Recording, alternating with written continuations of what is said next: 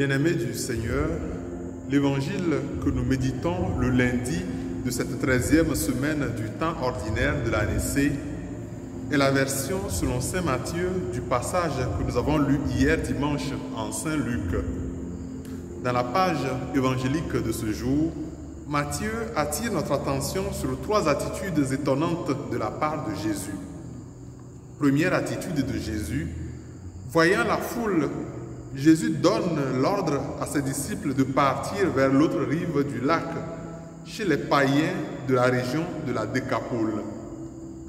Nous pourrions nous attendre à ce que Jésus, voyant la foule, prenne la parole comme il le fit sur la montagne pour leur enseigner l'Écriture. Or, rien de tout cela. Ce départ ou ce passage des apôtres sur l'autre rive, au moment où la foule se constitue autour de Jésus, peut nous surprendre. Deuxième attitude de Jésus. Le premier candidat qui manifeste clairement l'envie de marcher à la suite de Jésus, partout où il ira, a été bloqué dans son élan par une parole qui rappelle l'exigence de la mission. Les renards ont des terriers, les oiseaux du ciel ont des nids, mais le Fils de l'homme n'a pas d'endroit où reposer la tête. Troisième attitude. Le second candidat qui s'adresse à Jésus paraît plus hésitant. Étant endeuillé, il demande la permission d'aller d'abord accorder la sépulture à son Père. À celui-ci, qui ne semble pas prêt, Jésus demande de manière étonnante « Suis-moi et laisse les morts enterrer leurs morts ».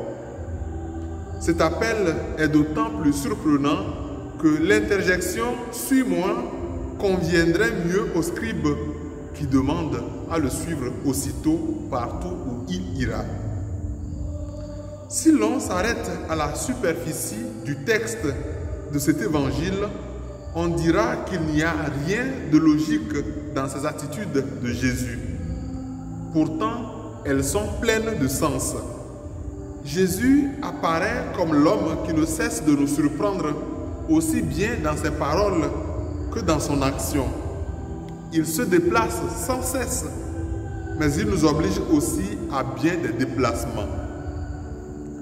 Quelle lecture pourrons-nous faire de la première attitude?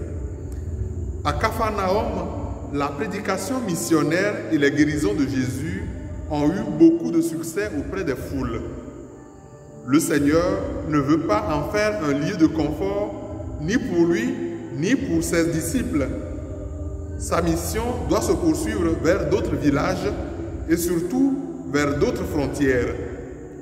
Cette attitude de Jésus nous enseigne que l'évangile du salut doit sans cesse se porter sur les frontières de la société et les lieux de fracture de ce monde. Pour ce qui est de la deuxième attitude, Jésus ne rejette pas le scribe. Il rappelle à son interlocuteur qu'un scribe, pour devenir disciple, doit abandonner le lieu de confort où il s'assoit habituellement pour scruter les Écritures. C'est ce que veut dire « le Fils de l'homme n'a pas d'endroit où reposer la tête ».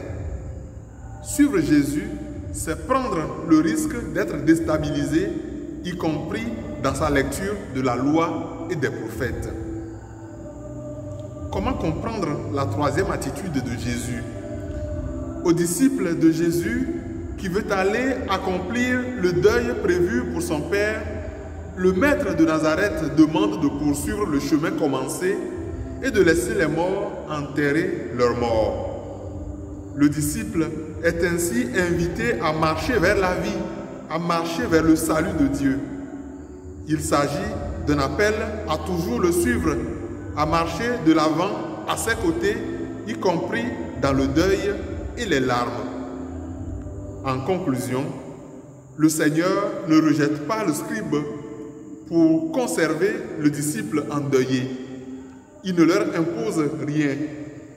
Il invite les deux disciples à aller sur l'autre rive avec la communauté des apôtres. Toutefois, le premier doit abandonner une lecture confortable de la loi. Le second doit renoncer aux usages de ses pairs. Car un ailleurs de liberté une autre rive de la vie les attend.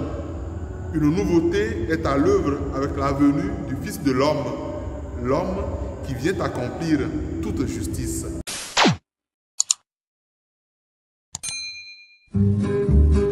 Dominique et Nick s'en allaient tout simplement. Oh Dieu, pauvre et chante.